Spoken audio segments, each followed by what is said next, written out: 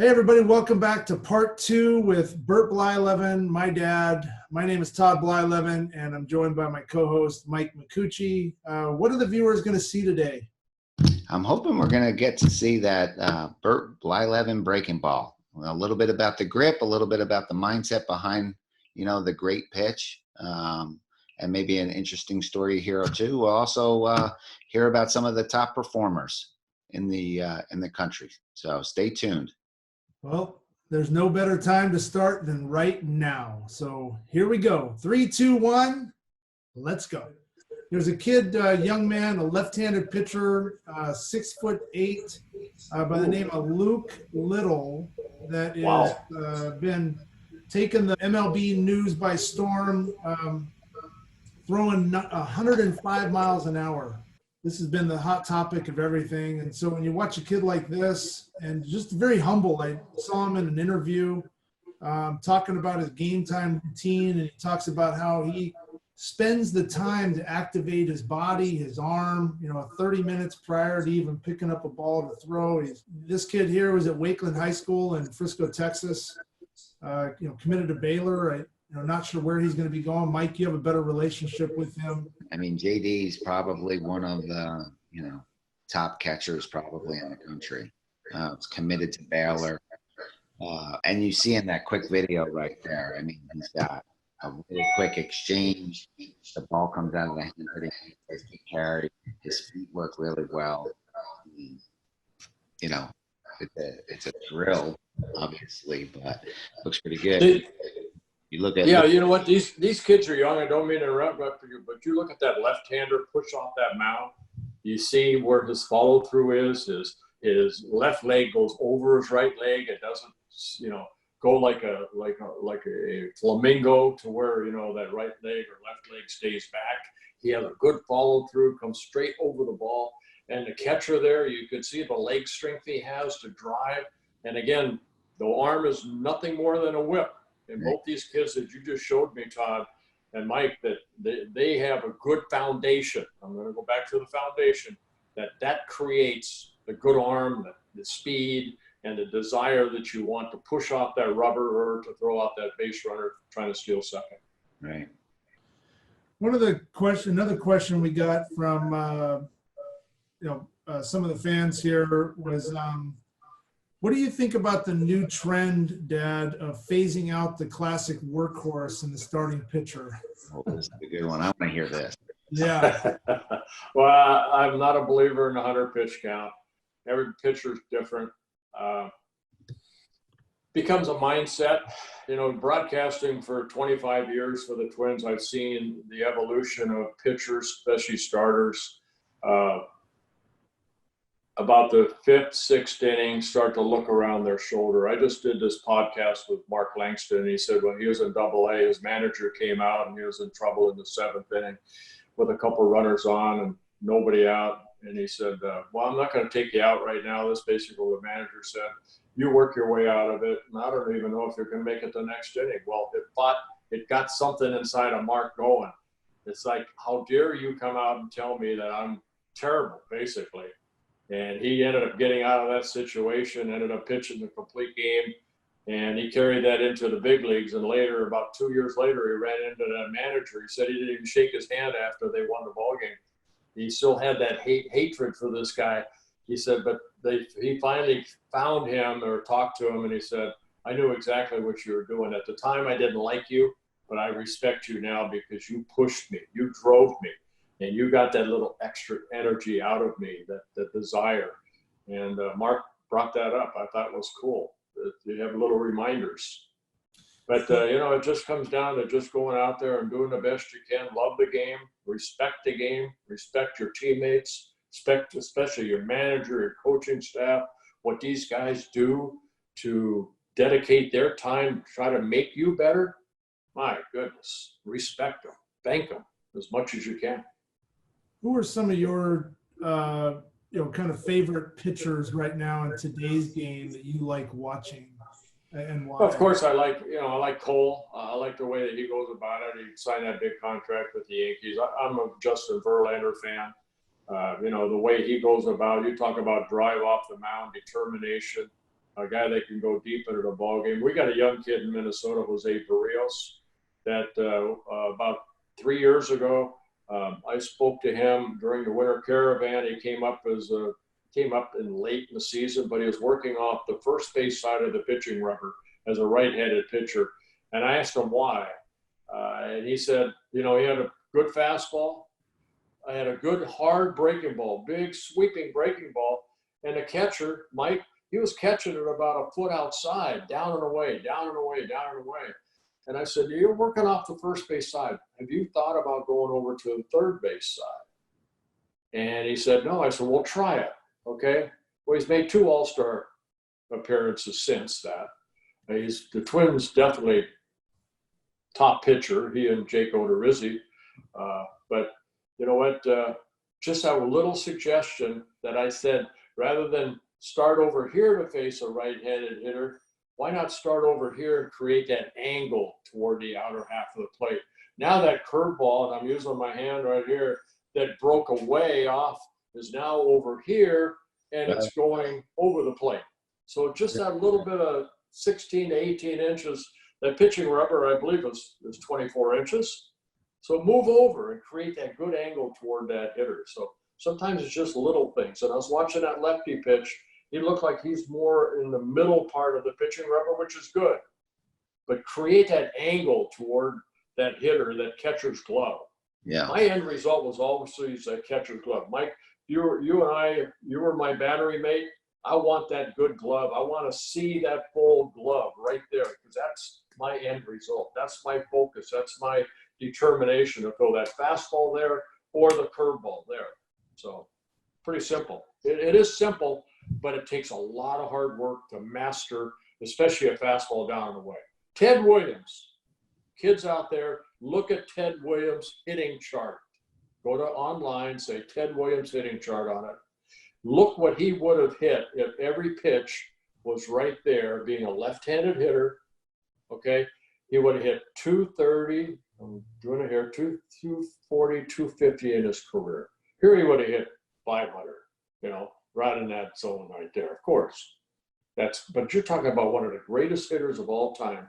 And he's telling us as pitchers, 230, 240, 250, if you could hit that little spot right there consistently. That's pitching. That's pitching. If a great hitter tells you that, it's like, okay, I better control that to get ahead in the count. Hardest pitch to hit, you ask any hitter. Mike, probably the same thing. Todd, you swung a little bit, but you had a terrible swing. But like me, yeah. Thank God for the DH. Baby. Thank God for the DH. But you know what? You get a pitcher that throws that angle down here. You as a right-handed hitter, Mike, I mean, you can hit that little spot right out here. Ooh, that's tough. It's hard for everybody. It's the furthest away from your eyes. It's the furthest away from the barrel. There's not a lot of hitters that make a good living, you know, on that part of the plate. And to go back to what you were saying earlier about the target and, you know, today's game, how many catchers do you see with their gloves on the ground, you know, and just how they're trying to manipulate the ball and all the metrics that come out with the analytics and how they receive and steal pitches and all these other things. But good pitchers want to see a target. They generally throw to the glove.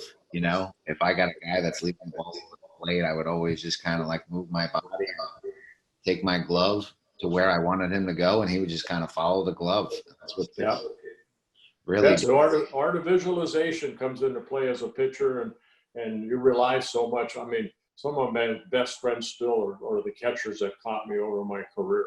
So, you know what, you build that relationship that's lasts a lifetime. And you talk about Barrios, you know, when I was in Seattle, we never had success. I remember facing, you know, being in the dugout a couple of times when he was starting against us. And, good stuff.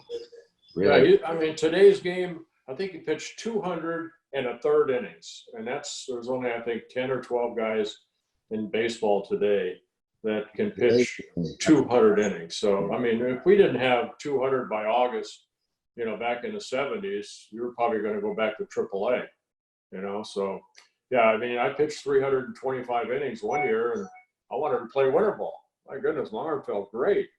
But Calvin Griffith would not allow that. Plus, he gave me a $400 raise for doing that, but it was a different game back then. Yeah. Hey, you touched on the breaking ball, and we were talking about direction and, you know, which side of the rubber to pitch on and stuff. But who was it that taught you your curveball? And as you started to command, I mean, you had the best breaking ball in all of baseball, you and Sandy Koufax, I think. But when you talk about direction and throwing your big bender, you know, how did that play in how you were setting hitters up? And, you know, just kind of like who taught it to you? When did you realize this thing's a monster? And, you know, how did that progress throughout your career? Well, Todd, I think you can attest to this, and I told you this story before. When I was probably around 10, 11, started playing Little League. I started out as a catcher, actually, Mike. And then my manager, Mr. Price, noticed that I was throwing the ball back harder to the pitcher than he was throwing to me. So he asked me if I wanted to pitch, and I said, sure. So, you know, about 11, 12 years old, of course, you start fooling around. And my dad, again, was a big Dodger fan. He listened to an interview with Ben Scully, the great Ben Scully, and Sandy Koufax. And Sandy, of course, his career was cut short because of the arthritic left elbow that he had after 1966. I think he won 27 games and ended up retiring. But one of the greatest pitchers of all time. But he had a great curveball. And he did this interview with Ben Scully, and he told Ben, he said, they're talking about the curveball. And he said, if I ever had a son, I said, I wouldn't let him throw a curveball until he was about 13 or 14 years old, till that arm develops a little bit. And my dad heard that interview. And I know when I was fooling around playing catch with him, you know, I'd throw a semi-breaking ball, and he would, you know, tell me basically, no more of that, the fastball. I want to see the fastball, control of the fastball. And I didn't. I didn't start throwing a breaking ball probably about 14 years old. I listened to Vin Scully describe Sandy Koufax's drop, because back then they had the higher mound. It's a 10-inch mound now, but back then, talking to Mr. Koufax and Mr. Don Sutton at the Hall of Fame, Don Sutton wanted to follow Sandy because the angle. You know, now it's about that type of angle. If this is the top of the mound, it's that type of angle toward home plate. Well, back then, now it was almost like this. Sandy Koufax wanted that steep drop, and that's what they could do at Dodger Stadium for him. Don Drysdale wanted a flatter mound because he was such a mammoth of a man. He threw more three-quarters. He relied more on sinker type stuff. But Koufax and Sutton wanted that good drop off of there, and that's where that curveball became a drop. So I was listening to Vin Scully, so that's how I basically developed my curveball as a pitch that came out this way. And the biggest thing for the curveball is my big thumb right here was always on top of the ball. If it gets to the side, then it becomes a spinner, more or less. But to get on top of that baseball, every baseball has seams on it. Utilize the seams to create that good, tight spin that you want. I threw mine just like a four-seam fastball, except I dropped my thumb into that area there, utilize that seam. My ring finger was also on a seam underneath, and my pressure was basically on my middle finger. So when it came through that way. You see where my thumb is. It's on top of the ball. Fastball, you're here. You're out there. Curveball, you're out there. Pretty simple. That's basically how I learned it, and I just threw it over and over and over. The art of visualization always comes into play. One day it's a tighter breaking ball. Next day it's a bigger one. You have to work with your catcher on where you want it. Strike one curveball is completely different than a strike three curveball. It's a tighter break to where the hitter sees it like a fastball and it just breaks it together. Yeah. Wow, that is awesome. Yeah. You know, scouting, it's you come across hundreds, thousands of pitchers that are, they say they can throw a fastball, curveball, but really in today's game, you don't see many pitchers that are throwing a true breaking ball that has that drop. It's more slurve type. And what a great lesson, I think, for any young kid to understand how to get that thumb more over the top, because you Yeah, just- let me show one more thing, Todd. I don't mean to interrupt you, but Oh, Andy go ahead. Messersmith, who pitched for the Angels, had a real good curveball when I first came up. And I talked to him about the curveball, and he held it, I think, more conventional this way. But you can see where my thumb is. If I drop my thumb, I have nothing to hold on to. So I tried it.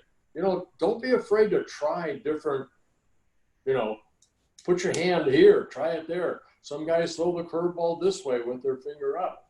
But I'm just through a fastball this way, 4-seam fastball, 2-seam fastball, very little movement in my glove to go from here to there. But my curveball, all it was a 4-seamer. Again, I utilized the seam of the baseball right there and right here with my thumb and my ring finger to create a good tight spin. And you're not going to get that ball out of my hand there. It's tight. It's not loose to where you can just do this. It's tight. So when I threw that curveball, it was a hard curveball. Because guys would say they could hear it spin. Don Baylor, you know, part of our '87 World Series team, he told me when he you know faced me, he said, I could hear your curveball spin coming toward home plate. I said, well, just get out of the way. I hit him one time, he didn't even phase him. Didn't even phase him. He is so strong. And Oh, he was that animal.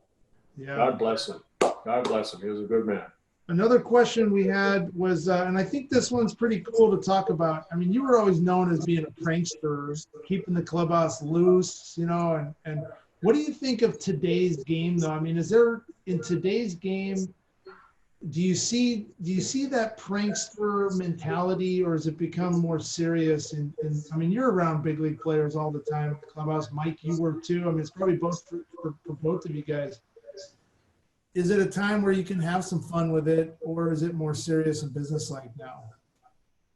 Being a starting pitcher, Mike, you caught a lot. So to have that time off, being a starting pitcher, you got 3-4 days to get yourself prepared for the next game, and then when you're sitting on the bench, you find ways to entertain your teammates.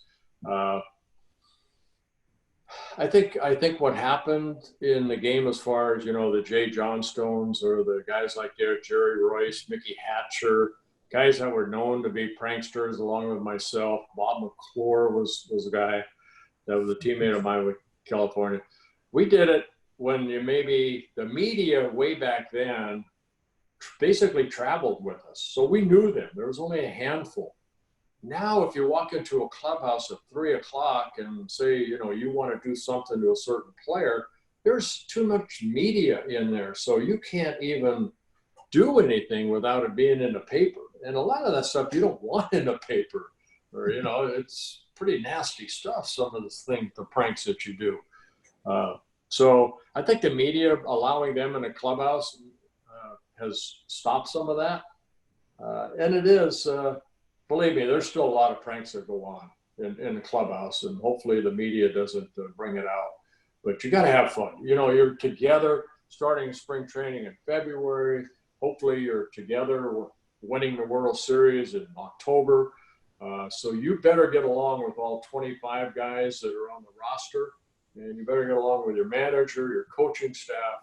And there's a lot of things that you can do to create some havoc in the clubhouse. We had Steve October many years ago when I first came up, hated snakes. A lot of people hate snakes. I don't like snakes. But there's a little garden snake that was in center field at the old Met.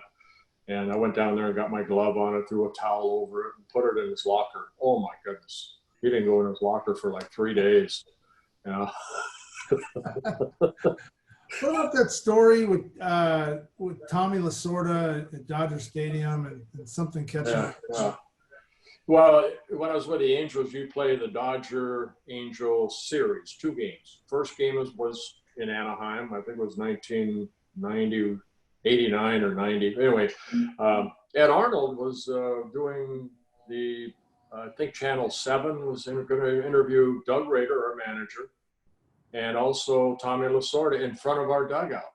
So I used to deliver papers, I mentioned before, and Ed Arnold, I was the paper boy for him. So he was a very bad tipper. But he gave me, I went up to him, I said, do me a favor. I said, interview Doug first and then Tommy Lasorda. So Ed knew me and I knew him. And so sure enough, he asked Doug Rader about the upcoming season and all that stuff. Doug was done. And now he puts the mic over to Tommy Lasorda. I jumped out of our dugout and had a plate of shaving cream, and I smoked Tommy with the shaving cream while he's on the air live. Not only did I threw him a towel so he could wipe off. Ed finishes the interview. Now he's got to walk across the field from our dugout to the first base dugout with shaving cream just on his face. So, and Tommy, the way he was, I'm going to get him. Well, Jerry Royce and Mickey Hatcher were with the Dodgers at the time, and I saw him after the game, and they said, you better wear some old clothes. The next game's at Dodger Stadium. And being with the Pirates, I knew that every locker in the Dodger Stadium had a foot locker. So I brought a padlock with me, a lock, and when I got undressed, he said, you better wear some old clothes. So I said, well, I only have old clothes. Then I go to the ballpark. I put my clothes in a foot locker, lock it up, and I'm about ready to go outside to take batting practice and shag, which pitchers do. I realized there was no clothes on my locker other than a uniform. So Willie Frazier was lockering next to me. He was a relief pitcher for us. So I took his pants and his shirt and I put them in my locker. Went outside. About the fifth inning of the ball game, all of a sudden, Doug Rader says, hey, look across over the third base dugout. Tommy Lasorda, after the fifth inning, he's got these pair of jeans and he's dangling them over. And he drops them in front, right in front of the dugout on the dirt. And he's got a can of lighter fluid and does this and he lights these jeans up. That is just an exhibition game between the Angels and the Dodgers. And all of a sudden there's this black smoke and these jeans are just on fire, right? So I'm sitting over there and he thinks they're my jeans, right? So I'm sitting there shaking my head, just, oh boy, Willie Frazier's really going to be pissed at you.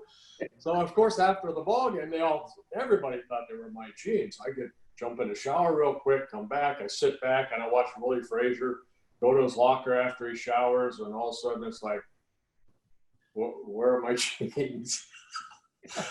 Now Willie Frazier owes Tommy Lasorda, so I'm completely out of the picture. That's the prank you want. Yeah, exactly. Wow. That's good. Bert, throughout your career, who was the guy that gave you the most fits? Who did? Sometimes anybody with a bat. But Ron Kittle, probably Ron Kittle. I gave up a lot of home runs. I gave up 430 home runs. I have a record.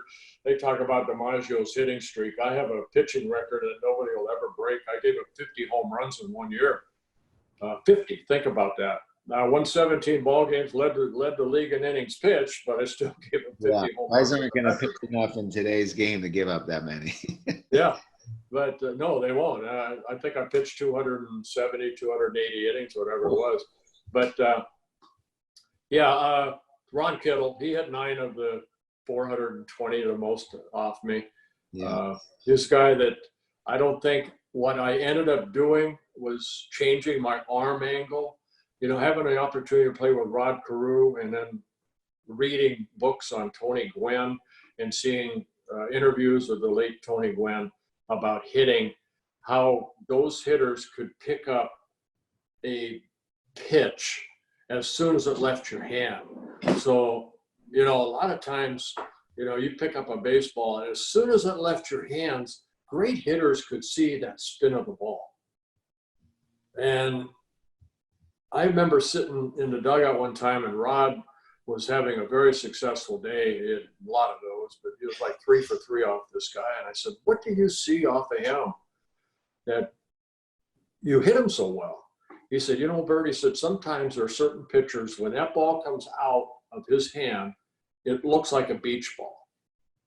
You think about that, Mike, as you a hitter, that you have that focus, that 20/20 better vision, that you can pick up the spin of the ball as soon as it releases. I think a lot of hitters have a tough time picking up the spin of the rotation of the ball, maybe till halfway. You only have a split second. I know I did. I think all the great hitters were able to just pick it up right off the get-go. So I was fortunate enough to be next to Edgar for 3 seasons, up in Seattle. And Edgar could, like you're talking about, Edgar could pick up things on a pitcher in the dugout. And then guys would have to go underneath, watch video, slow down the video to see what Edgar could see, split second in the game, things that were so subtle, so little, how they would change their arm angle on a particular pitch, the angle of their wrist and the glove. You would be able to just pick up. I used to love to go out when we were playing in Seattle, whether it be in Seattle or wherever, and watch him take batting practice. You know what? He had a routine. First 5 or 10 pitches that he got to go to right field, then up the middle, and then maybe his 3rd time now he'd start pulling the ball, and then he'd drive all fields. That's, again, we're talking about pitching, how you learn. Also as hitters, watch the great hitters, what they do. The batting is the guys, the Mike Trouts, what does he do in batting practice to make him such a good hitter today? So, if you're on that team with Mike Trout, I'm going to follow him like a puppy dog. Yeah. And you watch those guys, it's pretty standard. The good ones all kind of do something very similar. They kind of they start grooving their swing. They're hitting some line drives the other way. They start dialing it up a little bit. They're staying in the big part of the field. They kind of work the inside part of the plate later in their round, and then they're back in the middle of the field when they kind of finish it up. And then you see Mike, do you believe in the tee, hitting off the tee? Absolutely. Yeah. I've seen I've talked to guys today and they don't hit off the tee for some reason. Yeah, I know. It's funny you talk about that because the way the game is changing, it's really changing at the minor league level, and there's a lot of different training things that people are trying. There's a lot of new sciences out there that a lot of these organizations are trying to get into, and it's all about training closer to what the game is like, and there's too much blocked training and not randomized enough that we could do a whole show just on that. But it's funny when those guys actually go on the 30 for 30 and they go around to each club and they talk to the best on each team, and you're watching that go on in spring training. Every single one of them has a tee routine. Here's my tee routine. This is what I do. Oh, this is my tee routine. They move it to all different spots. I think when you're an experienced hitter too, the tee really kind of shows you where you are for that particular day. I mean, the ball's not moving. It's in a specific zone. If I'm a good hitter, I should hit that pitch and go to the exact same spot in the cage all the time. There shouldn't be a huge spray. I shouldn't be hooking it or pulling it or doing whatever on a particular pitch that I'm trying to work on. But I think the tee, you see every good hitter has some sort of tee routine and kind of works every little area, and then they kind of flip. And as the day progresses, the ball speeds up. And you see that's why maybe that's why I wasn't a good hitter, Dad, is you never bought me a tee. I did, but it was a golf tee, Todd. Oh, that's what it was. Yeah. Well, hey, Dad, listen, thank you so much for being on the show. I mean, it was just awesome. Number one, just you and I doing this, and Mike, and I know we just really appreciate it and all the stories. And, I think, where we're going with this and trying to just bring on, great people like yourself and talk about the game of baseball and have fun with it, and just educate too, and so thank you for sharing the tutelage on the breaking ball and what made yours so great, and just really explaining it too. I know there's going to be a lot of pitchers and parents that are going to try to help their kids get better, and just thank you so much. Well, thank you. And first of all, Todd, I love you to death. You're my oldest boy. Mike, it was a pleasure getting to talk to you. I think the biggest thing out there for parents, let the kids play the game. Don't fantasize your dreams off of your son or daughter. let them play the game, let them become individuals they want to become in the game of sports, whatever it can be, and be the best people they can be. Good parents. Just do the best you can as parents. We're not all perfect. We're going to make mistakes. Other than I've never made a mistake, you know that, but of course, but no, all in all, you know, enjoyed it. It's the first one I know, hopefully of many, Todd, and hopefully you'll have me back. And what did I get for this? Did I get a TV or anything like this? Is there something coming in the mail? Yeah, it will be in the mail. Yeah. Okay, check's in the mail. Yeah. Mike, you're taking care of that, Thank right? you, guys. Mike, Yeah, great talking baseball, man. Keep loving the game. absolutely. Yeah. Thanks, Bert. Thanks for coming on the show. Oh, you're welcome. Thanks for My honor. joining us, everybody. We appreciate it, and we'll be back next week. So Todd and Mike talking baseball, all about the game with Bert Blyleven.